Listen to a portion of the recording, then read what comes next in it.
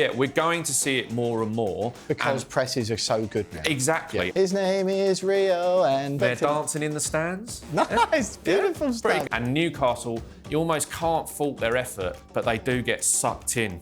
I mean, it was like sort of trying to keep 3 puppies in the bath at one stage. It was just like absolutely all over the... But yeah, you don't, not buying that one. 3 puppies in a bath? Well, he was just trying to scramble them all together.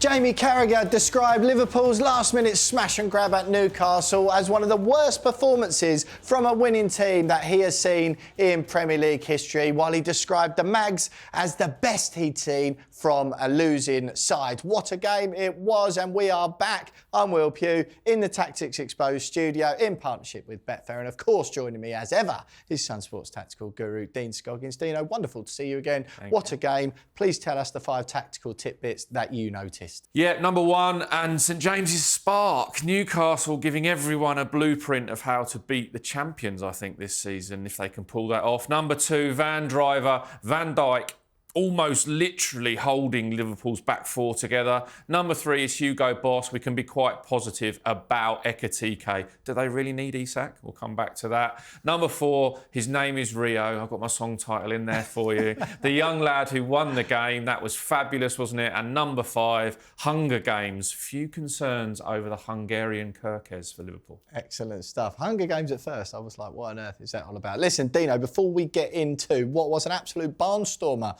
of a Premier League football game, we're going to do a very, very quick episode of a new show called Postures Exposed. We like to listen, of course, to the comments. We read through them every week to hear from you guys, and these are a couple of our favourites that came in after last week's Tactics Exposed show. Dino, why does Will put his hands behind his back and do that cute girl shuffle? Quite a lot of people in the office taking absolute glee in sending this to us. I think it's this, isn't it? I mean, it's this one. I think, you know what it is, because I feel a bit awkward doing that all the time. But is this the cute girl shuffle? I think it must be, yeah. I mean, it wasn't me who wrote that, I promise. No, I promise. And comment number 2, as if one was enough. Great analysis by Dean, but his standing posture is a little bit odd. He should stand erect with the legs firm and straight. Yeah, now, this is your... Apologies for that. I'm a little bit... I never expected that in the comments. I'm very pleased at the positivity about the analysis, but yeah... I know you're doing it now. Show people what they're talking about. I am a bit bandy and bow-legged, so yeah, that's too much sport as a kid and too much running around, I think. But, anyway. Yeah, I'll try and stand up straight. If you can, mate. Yeah, look, mind Dino's ego aside, start with number 1, Dino. Why Newcastle, as good as they were, you sort of managed to expose some of Liverpool's flaws, even though the Reds came away with the 3 points. Yeah, I mean, we've got to give massive credit to Newcastle, right? They were, I mean, and the Geordie crowd as well. I mean, obviously the Isak thing all in the background. This had been, I think Van Dijk described it as pouring oil on the fire all week, which is correct, because it was. It went off in there. I mean, I was sat there watching it thinking, I wish I was at St James's Park. But one thing I want to cover off is Arne Slot said afterwards it wasn't really anything to do with tactics. Stop ruining the show, Arne, for a start, right? Okay, but, you know, because he was talking about the physicality and the duels and the long balls. Well, some of those are tactics. And let's not do Eddie Howe a disservice. You know, Eddie Howe has worked out a way of playing against Liverpool, stopping Mo Salah, which he did again, playing against the Liverpool team who are the champions, and they laid down that in the League Cup final earlier in the year, and they did it again. So more for Liverpool for not working out what to do against this. And they went down to 10 men. Absolutely, yeah. So they were better with 11, and they were better with 10. And they were within seconds of getting a point out of the game. And it's they easy should have to won. criticise. So just a few things on that. Incredible duelling, you know, we know we were going to get that, okay? Incredible physicality, and the long balls. So what we've talked about previously with Newcastle is against teams like Liverpool is they make the pitch massive. Okay, so they sort of almost when the goalkeeper of the opposition have got the ball or the fullbacks have got the ball, they're not frightened to drop, and that means that there's this enormous space in midfield where they've got Joe Linton, Bruno Guimaraes and Tonali, who will do the doggy runs and absolutely fly up and down in between the lines to get the ball, and the opposition midfield don't know whether to drop deep and get the ball or it goes long. So you create that void where then Dan Burn, Cher, the fullbacks can attack the ball and hit the line and make sure that, look, Mo Salah is basically in the air against Dan Burn in that setting. So I don't back him. Absolutely, you don't want Mo Salah there. Guimaraes, by the way, last night, absolutely phenomenal. Sensational performance. Him and Livramento, I thought, were the outstanding players. And the reason I'm going to highlight Livramento is because how organised Newcastle were. They obviously will show a grab of this, but they obviously set up in a 4-5-1 shape when they're out of possession, when they're in a mid block. Yep. Okay, so they've not dropped to the edge of their box in a low block, because when they press with Anthony Gordon. We'll come back to that. Unfortunately, chasing the ball up, and then Harvey Barnes and Elanga drop in,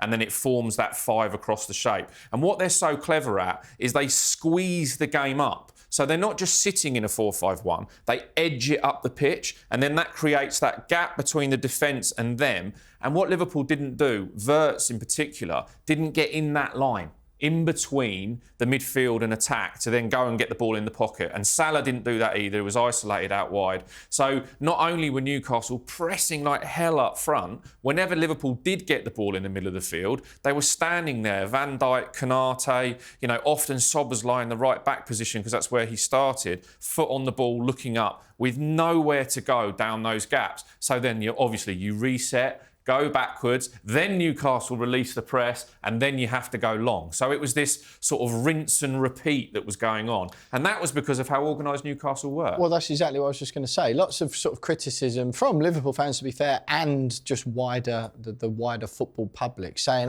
Liverpool's front three had a bit of a quiet evening, a bit of a quiet game. But you think it's more of a Newcastle thwarting them rather than them having an off night? Yeah, I think we'll come back to the fact that in a minute that Liverpool should have played out more and should have trusted. They're really missing Trent Alexander-Arnold, and I know they don't want to hear that, but it really is, and we'll show that in a minute. But when Newcastle were in that position where Newcastle were playing long, right, unashamed, we're going to get to the fullbacks, the goalkeeper, and we're going to hit the channels and allow those flying front three to chase after it. Okay, that's a tactic as well, because they haven't got a focal point without Isak, so therefore use your strengths, which is running. Barnes, Gordon and Elanga, running behind. And so Liverpool were stuck in between. But then Newcastle also made Liverpool go long. Play to your strengths. Big back four, strong duels, and then win it back in midfield on those second balls. So it was all played to Newcastle's strengths. And I'm sorry, that is a tactic. And Liverpool didn't work out a way early enough to solve that. And actually, to give Liverpool a bit of credit on there, the 3 pieces of quality in the match that they came up with, they scored 3 goals. Well, I texted you during the game, Dino, and said it really is going to be the season of the oof. And that is because in the preview show for the whole season that we did, the episode of Tactics Team Talk, ahead of the first game, you were talking a lot more that a lot of teams now, as a part of a sort of refreshing of the tactical approach, are going to be playing a lot more direct balls from the back predominantly. But we're seeing this not just with the 1 or 2 teams, but it seems to be quite a lot so far. Absolutely. I mean, we saw it with Tottenham at Manchester City on Saturday lunchtime, and then Manchester City should have done it back to Tottenham to break their press, but didn't. Erling Haaland standing up there, waiting for the ball. Newcastle have done it without that. Arsenal were direct against Leeds at times. Manchester United were more direct when Šeško came on, and that was much more positive in their home game against Arsenal. So yeah, we're going to see it more and more because presses are so good now. Exactly, and because teams are pressing in packs. And so if you then isolate someone over one side and get it over the other side, that's where the space is. And actually, for a couple of the Liverpool goals, they did do that to Newcastle, but they just didn't do it enough. Right, coming in, Dino, number 2, Virgil van Dijk, with that couple of nasty train track style gashes down the back of his leg after Anthony Gordon went through the back of him and got sent off. But beyond the main sort of incident of the first half, you feel he did particularly well next to Konate. Yeah, I mean, the straight lines down the back of his calf were the only straight lines that we saw, really, because the Liverpool back four were all over the place. And again, that was, Van Dijk is holding it together. I was fascinated when I watched it back again about how many times he's moving his arms here to try and get the left back Kerkez or Konate or Szoboszlai, who was the makeshift right back, somewhere in line with him. And again, because Newcastle disrupt that with lines in between, runs in between, defenders are back and forth. But I've also got a really good grab of the difference between the two teams. There's a ball that Liverpool played directly over the top, and you can see that Trippier, Schär and Burn, and actually Livramento's just out of shot, are all in sync with each other in a perfectly straight line, and they're about to go. Because they're trained, they know exactly when, if the ball's going to go, we're not going to try and play offside, we're just going to go with our runners, okay? So they kept it in a line and they go. Liverpool's was just like this, all over the place. And Konate, who had a horrible night, he also had a horrible night against Bournemouth, by the way. Like, he is a big problem at the moment. He didn't know, without like a number 9 to mark, he didn't know whether he was running with Gordon, whether he was stepping up. Kerkez is a bit stuck at the moment. We'll come back to him. And Szoboszlai, because he was trying to invert, it means that this Liverpool back line was all over the show. You can sort of give Szoboszlai a pass, can't you, to be fair? Because he's not a natural defender, doesn't play the position very often.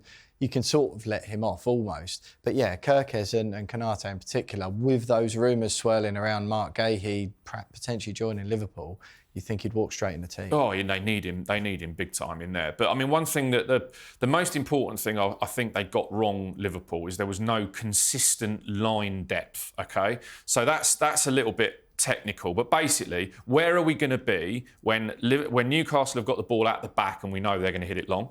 And where are we going to be from those set pieces? Because Newcastle won loads of set pieces as well as Liverpool did. But on a couple of occasions, they were inside their own area to defend crosses. Big problem, because Newcastle wins so many second balls. They win so many knockdowns. You know, there was one where Gordon should have scored if it had been Isak, they'd probably go 1-0 up from the header. But even in that position, the in-swinger comes in. Konate's under the ball. Kerkez is behind Van Dijk. The right-back's too far out wide. The defenders in a line are all over the place. And they get themselves in a horrible position. And then for the goal, for the Willasula goal, that was the equaliser, wasn't it? Crikey, it was crazy. 88th minute to 2-2. So they decide, and I don't know whether it was the bench or Van Dijk who decided this at the time, because Van Dijk's in conversation with the bench, but they basically go, we don't want to concede that knockdown on the edge of our own area. So they stepped up so high, they're almost on the centre circle line. And Nick Pope looks up and just goes, all right then, I'll just drop it in there. I'll dink it in over the top. And then Konate doesn't backpedal, doesn't head it, doesn't win his duel against Dan Burn. All right, that's difficult, but you still want your centre-half to win the header. And, you know, and then they get caught napping as Willasula gets in. So they didn't know whether to be up, they didn't know whether to be back, they were never in a straight line. So, but for Van Dijk heading and clearing stuff and holding it together, I mean, it was like sort of trying to keep 3 puppies in the bath at one stage. It was just like absolutely all over the place. He was waving his arms around so much, but yeah, you're not buying that one. 3 puppies in a bath. Well, he was just trying to scramble them all together. I want to go with herding cats if we're doing pets. Yeah, herding cats. Right, there's a better analogy. Yeah, sorry. Yeah, let's go with that one. But yeah, it was all over the place. I think Konate could have been sent off for a foul on Harvey Barnes when it wasn't even given. Was that the shove? It was the shove in the back where, you know, the ball's going to get played through and he decides, I'm not going to cut the run off. Ref's looking right at him. Exactly. As well. And by the time Konate goes, he fouls him. There was another one where Konate had the ball in midfield and he went to play and miscontrolled it. And but for a heavy pass, Alanga was in. Alisson read it really, really well. Alisson was excellent, by the way, sweeping up round the back of that horrible back line. But what it showed, Newcastle have managed to get Liverpool drawn all over the place. Well, that's what I was going to ask you, right? Just quickly and to wrap up, and just to sort of hook it back to the focus of this video, the issues you're talking about there, is that Newcastle exposing a major flaw in the way they played, or is it a flaw Liverpool have already got and you've half answered it because they did the same against Bournemouth? Was it a bit of both? Yeah, it is a bit of both. They've got a bit of a balance problem, Liverpool. Against Bournemouth, they were missing Gravenberch, and in this game, they were missing McAllister. And then obviously they were playing without a natural right back. So there are injuries there, and they're trying to find somewhere where they can fit Wirtz into this formation. And we'll come on to Ekitike in a minute. But they're just a bit disjointed. Yeah. And, you know, Van Dijk said afterwards, they need more games, they need more games. And they definitely do. And let's be honest, they've got away with a couple so far. You know, it could easily easily have gone the other way against Bournemouth when the tide changed with Semenya's 2 goals, and it could easily have ended 3-2 Newcastle that last night against 10 men. So they've got away with a couple, but they're champions for a reason. They found a way to win, and they did. Yeah, quite. Well, obviously, Gordon, if they just stayed on the pitch, they were the better team with 10 men. They were the better team with 11 men as well. So who knows? Right, number 3, Hugo the Boss. Yeah, absolutely. Do actually Liverpool need Alexander Isak at all, and should he just stay on Tyneside? Well, should he stay on Tyneside? I mean, there'd have to be some negotiations that go on for that, won't there? And we hear that last night that was what was going on. Do they need him? No one's going to say no to him, are they? No. I said, but last night, I mean, I got to watch Ekitike last season with wearing my Spurs hat because we played against them in the Europa League. Eintracht Frankfurt, yeah, and he was excellent at the Tottenham Stadium and away. But I was really impressed with his physicality last night. He was the only one really alongside Van Dijk who I thought really stood up to Newcastle's physicality and duelling strength. A couple of things I just want to highlight with him. He's neither on the last line or in the 10 position, so he's very, very clever at the positions he makes up. And also when the ball went long from Alisson, that allows him then not to get into a duel with the defender before the ball's there. Right. Often centre forwards get caught up having a little game with the centre back before the ball's anywhere near them, and so then they don't make the ball, they don't get there. He's been very good. He comes off the back line and then he goes over to do the duel after that. A couple of times with Trippier, he had shirt pulls and he was very clever because the referee's that side and he's holding this side, so the ref can't see it. He's incredibly good at planting his feet and then using his upper body to rotate a defender around. He did that for his goal, where in the build-up to his goal, he had Tonali scrapping at him on the turn, and he manages to turn his body to keep Tonali away from the ball. So really, really impressive. His movement's really good. For the first goal, for the Gravenberch goal, he takes a defender away with an unselfish run. For the second goal, again... His one. Yeah, his goal. I've been really critical of Liverpool and the way they've played, but the 3 moments of quality in the game, the movement from him, first of all, is that he comes away from Schär and Burn, knowing at half-time now, this is 20 seconds into the second half, Newcastle have got 10 men. So where's our extra man? He is, okay? So he comes away from the defensive line, which means Burn and Schär can't go towards him anymore because they're a man light. You know, if the midfield are all going 1v1, they've got, you know, a right winger in Salah and a left winger in Gakpo who are occupying positions. The Newcastle back 4, which went man for man, which went Livramento went forward and Burn shuffled across. They couldn't do that anymore. So Ekitike, very clever, comes in the gap. When he turns, Florian Wirtz makes a brilliant run off the ball, which makes Dan Burn then not be able to go to Ekitike. Then they're on the attack. He bursts through the middle with a run, strength to hold the defender off. Look, they get a bit of luck, but then he's got the presence of mind to peel off and then just pass it into the bottom corner, which is absolutely fantastic. So, look, if we were talking about... I think that the issue is obviously that tragically losing Jota, and then, obviously, they've sold Diaz. They haven't really got a second centre-forward option because those two would rotate in that position last season and move in there with Gakpo and they cross over.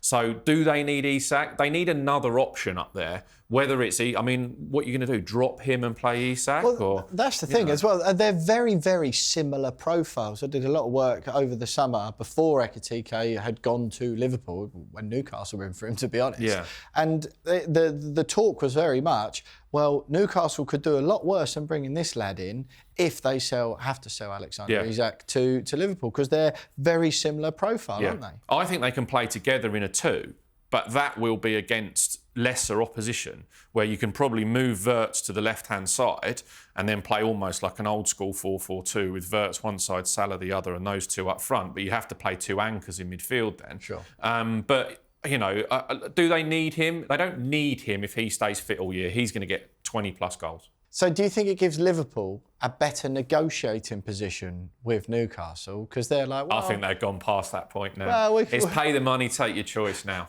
So, they're champions. They want to do well in Europe and in the Premier League this year. So maybe you need 2 options up there, and which better one than Alexander Isak? Yeah. His name is Rio, and he. And they're dancing in the stands. Nice, beautiful stuff. Pretty good. Yeah, excellent. So amazing. Here, what an introduction. Look, Chelsea fans, look away, because this is a Chelsea youth product that Liverpool have plucked from them. They were furious, Chelsea, but Rio Ngumoha, I think is the pronunciation. Sorry, pronunciation police, stay out of the comments this week. We'll just call him Rio if you don't tell me off like I used to call him Trent. I mean, poor old Dino, you're getting grief from all over the place. Yeah, there are some positive comments in there as well, which I enjoy. But look, he had a little run when he came on down the left-hand side and got quite a big chunky tackle from Livramento, which was great because he got himself up. He didn't have a go at the referee, thinking I'll just get back in there and have another run. The thing I like about his goal is his awareness of space. I mean, we're 16 years old. I mean, just phenomenal, right? So we'll get there in a minute because I want to highlight a couple of things first, right? Ping pong, right? Ping pong in passing, right?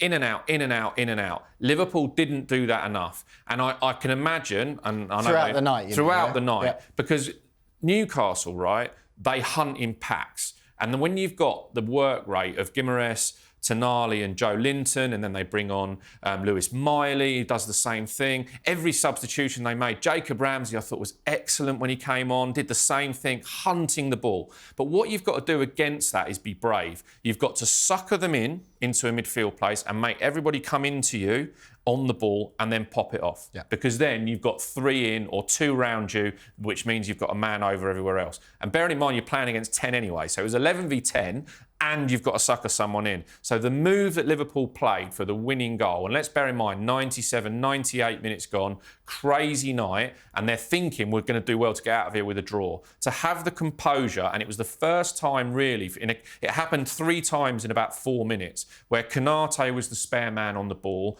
on the halfway line, and he actually puts his foot on top of the ball and Liverpool gets set in a shape. So they get that 4-man attacking shape. They get 2 players in between the lines that I talked about in the first half they didn't do, where Wirtz didn't get in that position. And then they manufacture it. They play it into Gravenberch and into the midfield, and then they pop it out wide, and then it's a little bounce pass in between that means it then goes to Salah in that dangerous position in the line. And Newcastle, you almost can't fault their effort, but they do get sucked in to that position, and then you've got an extra man. Game, playing with 10 men all the second exactly. half. They didn't deserve it, but they got to that point. And then obviously we've got to talk about Szoboszlai in the build-up. Szoboszlai had a great game all around, by the way. His position as a back 4 wasn't great, but when he moved into midfield, Liverpool were miles better. When Conor Bradley came on, and then Szoboszlai moved into midfield, they were much, much better. And I watched the replay of this goal about 15 times because I was convinced. You and loads of Liverpool fans. Yeah, but I was convinced that, but I wasn't watching Ngumoha. I was watching Szoboszlai. I was convinced he must have looked Szoboszlai at some point. He must have looked over his shoulder. He didn't at all, which is amazing awareness and obviously training ground work of knowing where players are. Because when Szoboszlai makes that run to the front post, he's not wanting the ball. No. In any shape or form. He knows what's going on. He knows the opposition have got 1 man less, and he knows the spare man's behind him. He must have, you'd assume he would have got a shout, wouldn't you? Possibly, but there was 60, 70,000 Geordies shouting at the same time. So it's very difficult to know that in that moment. But then to go back to what was really, all right, the finish was sensational, right? Brilliant. But the best bit of it is when the ball goes wide, often players in that, especially young players in that position, will be thinking, I'm going to get in the box. Yeah. I'm going to get in there. And if he had done that, he wouldn't have scored. Totally. Okay? He hangs out, he waits, and he allows the space to develop in front of him, and then Szoboszlai goes in, lovely dummy, and then you've got all the space in the world, and what a celebration as well. Absolutely, Dean. I would just like to point out, when you said no one saw it coming, you'll have seen, I did send you a screen grab from my Betfair app, Liverpool 3-1, actually, as soon as Will Osula made it 2-2 to win the game. Nice little tenner, 30 quid. Happy days. Actually, I'm joking, I did cash out for about 27, just as you know when Nick Pope went up, I was like, oh no, I'm bottling this. I've never used cash out, it's great. Number 5, Dino, Hunger Games, Milos Kerkez. Konate's getting a lot of attention. This is kind of the second game in a row that questions have been asked about Kirkes as well. Lots of Liverpool fans texting you during the game last night asking, have we bought a dud here? Yeah. Thoughts, feelings, emotions? They haven't bought a dud. They haven't bought a dud, definitely. But against Bournemouth, don't forget that he came off after a few issues and Andy Robertson was on for the goals at the end. So it wasn't just his doing, but he's not settled in yet. And you raised a really good point again when we were discussing it before, that he bombed on for Bournemouth. Yeah. There was almost like no real defence. Yeah, absolutely. But Liverpool have got a problem in transition because all of a sudden, with Frimpong in the first game and then obviously a midfielder playing right back in this one, they don't really know whether they're building up in a 3-2-5 shape, which I talk about a lot, or a 2-3-5 shape. So the 3 in the middle or the 2 in the middle, which Manchester City do, is really, really important because if you lose possession, it's there that you get picked off, okay? It's there that you've then got to block before the attack becomes a counter-attack. And to talk about Trent Alexander-Arnold just for a second, and we have to address that he is missing, and he is a huge world-class player that's missing on that side. And what used to happen was the ball used to go wide to Salah, and then it gets popped back in the pocket to Trent Alexander-Arnold often. He would sit there in that pocket. But if the ball didn't come to him or there was a turnover, he's there for the counter-press. Straight away, he's there in that position. And Liverpool haven't got that right at the moment. So Kirkes is almost like stuck. He doesn't know whether to go on and bomb on or sit as part of the back three because Szoboszlai was inverting as a midfielder. So you're almost like, you'd be better off. Look, if Mark Gay was at Liverpool, you'd almost, in that setup, be better off playing a centre-back at left-back because he comes in and makes a back three and then Szoboszlai goes on. But clearly that's not Kirkes' game. Kirkes' game is fly forward. So there are going to be some issues here. He's got an old-school left-back, He is, yeah. He's a very throwback 90s left-back. Absolutely, yeah. But again, Robertson was similar. So he's very much like a young Robertson.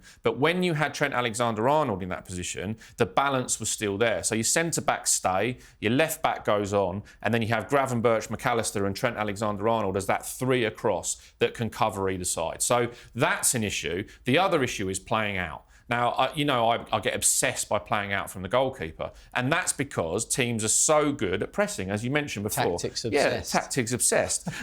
But what I couldn't work out with Liverpool last night, it was very bizarre. So Konate and Van Dijk obviously drop in alongside the goalkeeper, Alisson, okay? Kirkes is over on the left-hand side, and then Newcastle had decided what we're going to do is we're going to push Livramento right on. And the left back went to Liverpool's right back, who was Szoboszlai. Okay, so he went right up forwards, which means obviously Dan Burn shuffles across and he goes man v Salah for the long ball. Obviously going to win that. Share 1v1 with Ekitike, and then everywhere else Liverpool 1v1. Newcastle and Liverpool 1v1. But then you think, well, what Szoboszlai did is he made a dart in field to have the ball into feet, and then you think, right, now pop it off to Kirkes and they can play up the left-hand side. Didn't do it. Went back to the goalkeeper again and went long. Bizarre. And then the other option is, well, this space that if Livramento's going to follow Szoboszlai, which he did, Szoboszlai then took him on a little bit of a dance and took him all the way right into the edge of the D. And that's where you think, OK, play to Konate, play up the right-hand side and give it to Salah's feet. And there was this huge space around Salah that Liverpool didn't target and didn't send the ball to. And the times that they did, it went long from Alisson or Van Dijk, and obviously Burn finishes it off. So it was very bizarre, but not all Kirkes' fault, but Liverpool have got some real issues they've got to solve before they play Arsenal this week.